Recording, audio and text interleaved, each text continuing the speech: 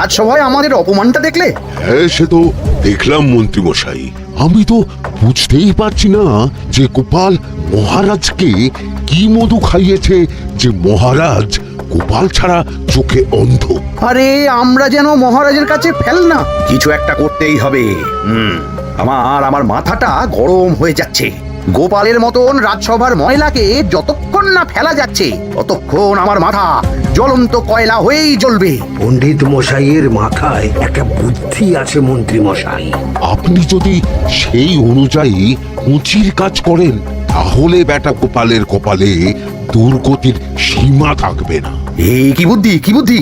আপনি বরং এই ব্যাপারে পণ্ডিত মশাইয়ের সাথে একবার আলোচনা করে নিন। আমি চলি, কেমন? আমি চলি। হ্যাঁ, এসো এসো এসো এসো।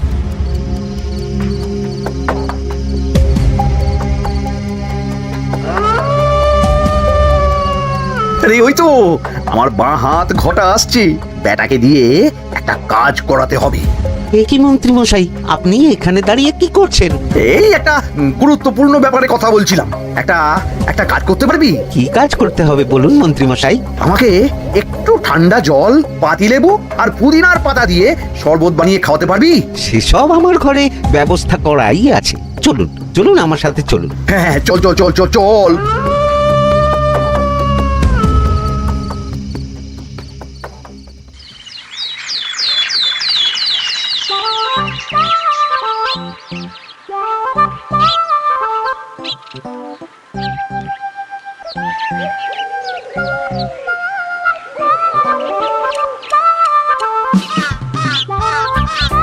কি ব্যাপার পণ্ডিত, এত গুম মেরে আছো কেন? সকাল সকাল গিন্নি খুব বকেছেন মনে হচ্ছে। গিন্নির বাক্য সুধায় কান ভরে গেছে, আর কিছুই কানে ঢুকছে না।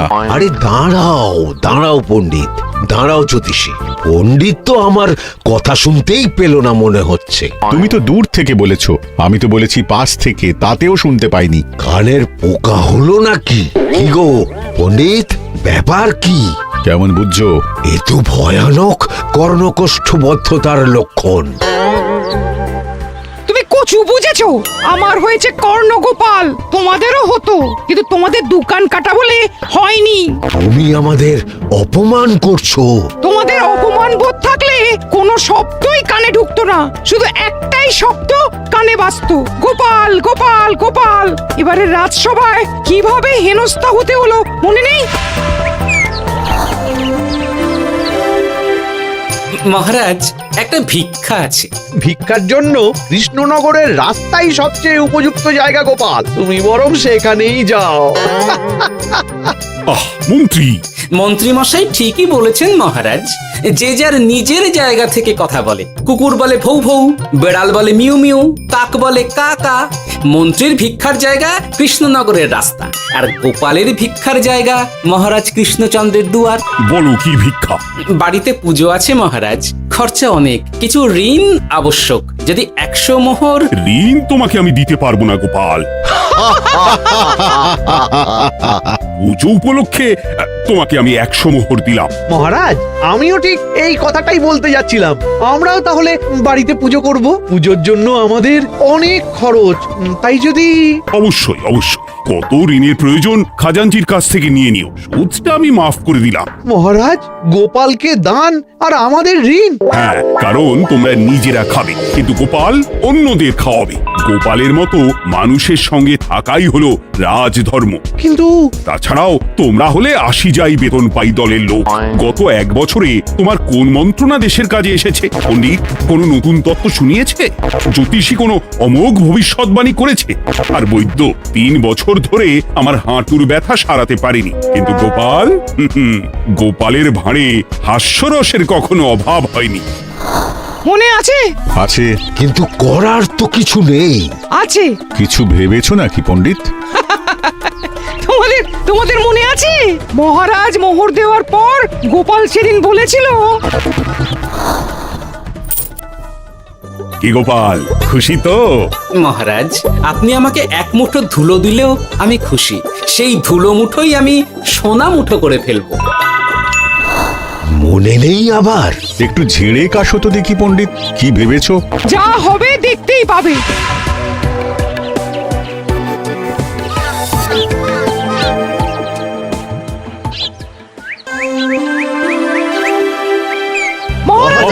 জয় হোক, মহারাজের জয় হোক। ওরে বাবা, এই যে সকাল সকাল চান করে ঠান্ডা লেগে গেল মনে হচ্ছে। মহারাজ, ওই কবি গান উপলক্ষে গত মাসটা আমি কৃষ্ণনগরের কোণে কোণে ঘুরে বেরিয়েছি। প্রজাদের মধ্যে একটা অসন্তোষ আমি লক্ষ্য করেছি মহারাজ। অসন্তোষ? আমি তো জানতাম আমার শাসনে প্রজারা সুখে আছে।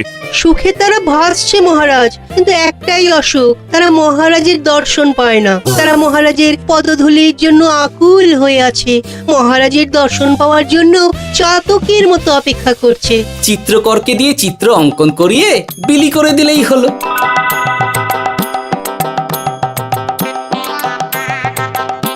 খুব ধুলো হয়েছে মহারাজ, কিন্তু এত ধুলো। কালকের ঝড়ে ঢুকেছে ঝাড়ুদা।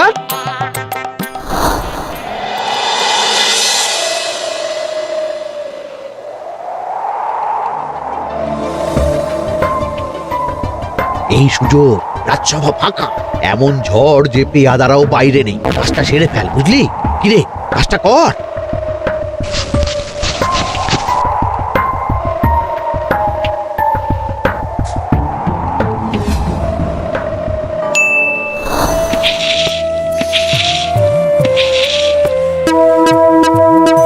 এত ধুলো! মহারাজ, কাল ঝড়টা বড় সাংঘাতিক হয়েছিল। তা বটে। আচ্ছা গোপাল, তুমি বলেছিলে মহারাজ তোমাকে এক মুঠো ধুলো দিলেও সেটা সোনা হয়ে যাবে। এখনো সেই কথাই বলছি। মন থেকে বলেছিলে না মহারাজকে তেল দেবার জন্য? তেল দেওয়ার দায়িত্বটা তো আপনি নিজের কাঁধেই নিয়ে ফেলেছেন। আমি যা বলি সত্যি বলি। আজ যদি এই 4 ঝুড়ি ধুলো মহারাজ তোমাকে উপহার দেন, তখনও একই কথা বলবে? নিশ্চয়ই। মহারাজ, গোপালকে এই 4 ঝুড়ি ধুলো দেওয়ার হুকুম হোক। কি গোপাল, আমি তোমাকে যদি এই ধুলোর ঝুড়িগুলো দিই, তা থেকে সোনা আসবে নাকি? আসবে মহারাজ, মোহরের বস্তা আসবে। যদি না আসে, আপনি বলুন। তোমাকে কৃষ্ণনগর ছেড়ে চলে যেতে হবে। রাজি? আর যদি আমি পারি, তাহলে আপনাকে এই মন্ত্রীর চাকরি ছেড়ে দিতে হবে। কি রাজি? এই মন্ত্রী রাজি? রাজি। গোপাল? রাজি মহারাজ। আচ্ছা, আর কেউ মন্ত্রীর পক্ষে বাজি ধরেছেন নাকি? হ্যাঁ, আমি আমি আমি ও গোপাল এবার যে মরণ কুয়োতে ঝাঁপিয়েছে, সেখান থেকে আর উঠে আসতে পারবে না। পুরো থেকে মোহরের বস্তা আসবে। এ হচ্ছে ওই গোপালের উন্মাদ রোগের শুরু। দেমাক দেমাক, মহারাজের পিঠ চাপড়ানি পেয়ে পেয়ে গোপাল ভেবেছে যে ও সব কিছু করতে পারে। এবার শুধু সেই দিনটার অপেক্ষা, যেদিন গোপালকে উল্টো গাধায় চড়িয়ে কৃষ্ণনগর থেকে বার করে দেব। এতটা নিশ্চিন্ত হবেন না মন্ত্রীমশাই। গোপাল কিন্তু হালকা কথা ছুঁড়ে দেওয়ার লোক নয়। কি বলতে চাইছো পণ্ডিত? ওই 4 ঝুড়ি ধুলো থেকে মোহরের বস্তা আসবে? না, তা বলছি না। অন্য জায়গা থেকেও তো মোহরের বস্তা আসতে পারে। তার সঙ্গে ধুলো মিলিয়ে দিলেই কেল্লা ফতে। গোপালের নিশ্চয়ই কোনো পরিকল্পনা আছে। গোপালের সব পরিকল্পনার গোড়া মেরে রেখে দিয়েছি পণ্ডিত। ঘটা আছে গোপালের পিছনে, আর ঘটা আছে গোপালের বাড়ির পাহারা। লুকিয়ে কিচ্ছু করতে পারবে না। আরে ওই তো বটা আসছে। বেল্লিক, উল্লুক, তোকে আমি জল বিচুটি দেওয়াবো। গোপালকে ছেড়ে চলে এসেছিস কেন? এই ছেড়ে আসবো কেন মন্ত্রী মশাই? গোপালকে ওর বাড়ির সামনে ছেড়ে এসেছি। ওখানে তো ঘটা আছে। ও বড্ড ঘুরিয়েছে বেটা। কোথায় কোথায় গিয়েছিল গোপাল? 4 ঝুড়ি ধুলো নিয়ে বেটা বাড়ির উল্টো দিকে হাঁটা দিল। চললাম পিছু পিছু। যাচ্ছিল কোন দিকে? নদীর দিকে। কিন্তু গোপাল দাঁড়ালো যদুর বাড়ির সামনে। এই যদু হলো সেই লোক যে লোকজনের বাড়িঘর কেনা বেচা করে আর লোক ঠকায়। আগে রাজধানীতে থাকতো। বেটা রাজধানী থেকে এই কৃষ্ণনগরে পালিয়ে এসেছে, এখানেও লোক ঠকাচ্ছে। কিন্তু বেটা এত চালাক যে কিছুতেই ধরা যাচ্ছে না। এইরকম লোককে ধরাচ্ছে হাতে রাখা ভালো নয় কি মন্ত্রীমশাই? সে তো জানি, কিন্তু ওর ওপর মহারাজের কড়া নজর আছে। এখন ওর সঙ্গে সম্পর্ক রাখা খুব ঝুঁকি। যাই হোক, তারপর? হ্যাঁ, তারপর যদু রে। গোপাল খুড়ো, আরে তুমি এখানে কি করছো? দেখতেই তো পাচ্ছিস ধুলো। তবে যে সে ধুলো নয়, মহারাজ কৃষ্ণচন্দ্রের পদধূলি। শুনিসনি বোধ হয়, এখন কৃষ্ণনগরে সবচেয়ে বেশি চাহিদা মহারাজের পদরেণু। আচ্ছা, মহারাজের পদরেণু নিয়ে যাচ্ছ কোথায়? এই ছোট ছোট পুলিন্দায় ভরে কৃষ্ণনগরের প্রত্যন্ত জায়গায় যেখানে প্রজারা মহারাজের সাক্ষাৎ পায় না, সেখানে বিক্রি করব। তোমার কি মাথা খারাপ? পায়ের ধুলো বিক্রি হবে? ওরে, গতবারে মাত্র 1 ঝুড়ি ধুলো 1000 মোহরে বিক্রি করেছিলাম, এবারে 4 ঝুড়ি। শোনো, তুমি আবার ঘুরে ঘুরে বিক্রি করবে কেন? তোমাকে আমি বরং 10 মোহর দিয়ে দিচ্ছি, তুমি আমাকে এগুলো দিয়ে দাও, আর বিক্রি করে যা হবে তোমাকে এই 40 ভাগ দিয়ে দেবো। ওই 10 মোহরে বদমাস দুদুকে ধুলো বেচে গোপাল বাড়ির দিকে চললো। বাড়ির সামনে অব্দি পেছনে পেছনে গিয়ে তারপরে এই আপনাদের কাছে আসছি। বলিস কি রে, ধুলো বেচে 10 মোহর? ও মন্ত্রী মশাই, গোপাল তো একেবারে নাড়ি ধরে টান মেরেছে। গেল রাজসভায় এমন সুখের চাকরিটি গেল, এবার আবার রাস্তার ধারে গিয়েই বসতে হবে। এবার নবাবের দরবারে জায়গা আছে কিনা খোঁজ করি গিয়ে। তাত্তেরি 10 মোহর আর 1 বস্তা মোহরের মাঝখানে অনেক রাস্তা, সেই রাস্তায় আমি লোক বসিয়ে রাখবো। আরে আরে, ওই তো তোমার ঘটা আসছে। এই, তুই গোপালের ঘরের পাহারা ছেড়ে এলি কেন? গোপাল নেই নেই নেই নেই নেই নেই।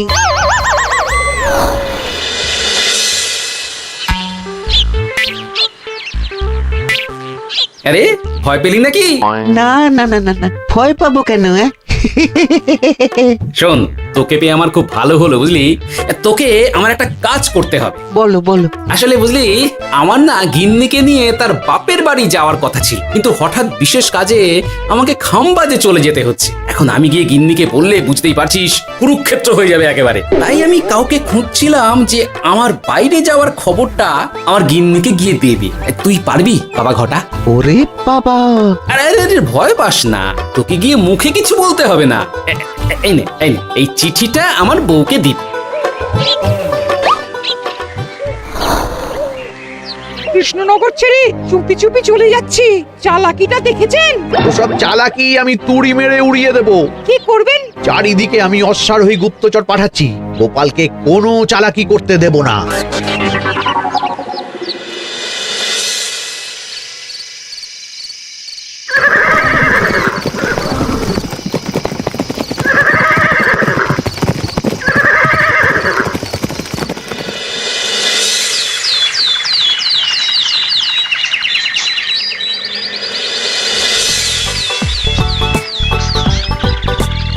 অং বং পিং পং। হ্যাঁ, ওরে বাপ যে, এ আবার কি বলে? মানে বুঝতে পারিলে না? অং বং পিং পং অর্থাৎ আইসো আমার নিকট বিদেশি জাদু শরবত আছে, ইহাতে তৃষ্ণা নিবারিত হয়, শক্তি বৃদ্ধি হয়, ঘুম ভালো হয়, সম্পর্কের উন্নতি হয়, জামা কাপড় ফর্সা হয়, তু শব্দ না করে সকাল সকাল কষ্ট পরিষ্কার হয়, মূল্য মাত্র 1 মোহর। বোঝো, ওইটুকু অং মঙ্গের মধ্যে এত কিছু? ঠিক আছে, তা দাও দেখি, আপাতত টেস্টটা তো মিটু, বাকিগুলো পরে বোঝা যাবে। আহা, বড় ভালো খেতে তো। ঠং ঠং অর্থাৎ শক্তি বৃদ্ধি হলো। হ্যাঁ, মনে হচ্ছে গায়ে যেন 2 গুণ বল পাচ্ছি। কি হয়েছে ভাই? এ কে? এ ভিন দেশ থেকে জাদু শরবত নিয়ে এসেছে গো। জাদু শরবত? ভিন দেশ? একেবারে বহু ভুজা শরবত। খেলে তেষ্টা যাবে, গায়ে জোর হবে, ঘুম হবে, সম্পর্ক ভালো হবে, জামা কাপড় ফর্সা হবে, সকালে হ্রাস করে পেটও পরিষ্কার হবে। সে কি? দাও গো ভাই, আমাকেও দাও। গুড় জল, সঙ্গে একটু ভাজা মশলা, আমচুর আর বিট নুন, শুদ্ধ দেশি জিনিস, জানলে কেউ ছুঁয়েও দেখতো না। কিন্তু একটু বিদেশি গন্ধ দিতেই একেবারে হট্ট মেলা। আরে, তোমরাও এসেছো দেখছি। সং সং শঙ্কা, লং লং লঙ্কা। মানে? অর্থাৎ এই শরবত খেলে আর শঙ্কা নাই, বুদ্ধি লঙ্কার মতন ঝাল হয়ে যাবে। তারপর ডং ডং ডঙ্কা, টং টং টঙ্কা, ফাইন ফাইন, অর্থাৎ টাকা আসবে আমার কাছে।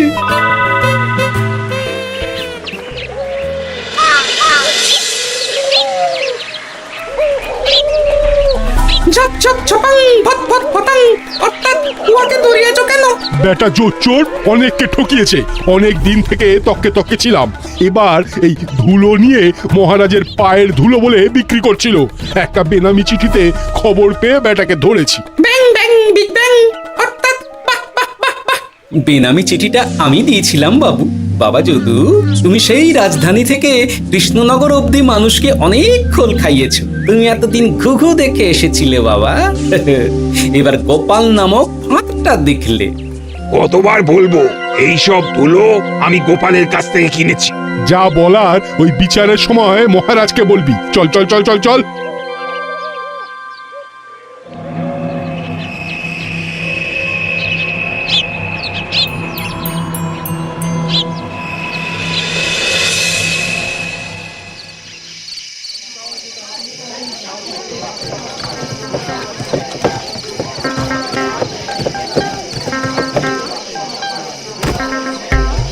ঝন্টু মন্টু ননাঙ্কু।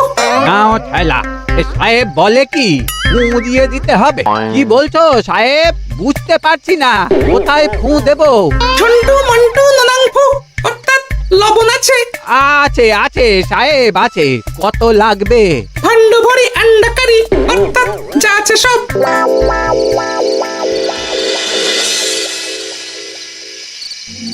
ব্যাস, মোটামুটি আশেপাশে সব দোকানের নুন এখন আমার জিম্মায়। এবার আসল মজা শুরু হবে।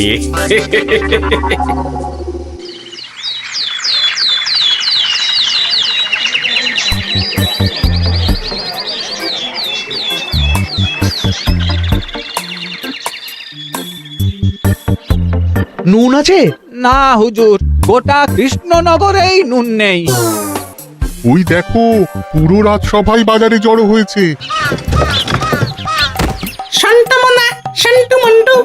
আবার কি বলছে রে বাবা? শান্তামনা শান্টু মন্টু অর্থাৎ জনগণ শ্রবণ করুন। নান্টু কান্টু নুন কিনিবেন আন্টু আন্টু। আসুন আসুন। আমার আমার এক সের নুন লাগবে। শান্টু অবশ্যই 100 লবণ 10 মোহর। 10 মোহর? 10 মোহর লইবেন না লইবেন না? না, নেব না। উত্তম উত্তম গান্ডা পিণ্ডে ডিসুম ডিসুম অর্থাৎ তাহা হইলে নুনের বদলে গৃহিণীর প্রহার ভক্ষণ করুন। আমাকে এক সের নুন দিন। আমাকেও আমাকেও। নুন ছাড়া বাড়ি ফিরলে গিন্নি ঘর ছাড়া করবে আমাকে। শুনলাম কৃষ্ণনগর থেকে নুন উধাও। আছে মহারাজ আছে। কৃষ্ণনগরের সব লবণ আমার নিকটে আছে। 110 মোহর। এত দাম? দামটা হবেই মহারাজ। লবণ ছাড়া রান্না কেমন হবে ভাবিয়া দেখুন। ঠিকই বলেছ, রাজপাকশালেও তো রান্না বসেনি। 100 সেরের মতন রাজপ্রাসাদে পাঠিয়ে দাও। 1000 মোহর দিয়ে দাও।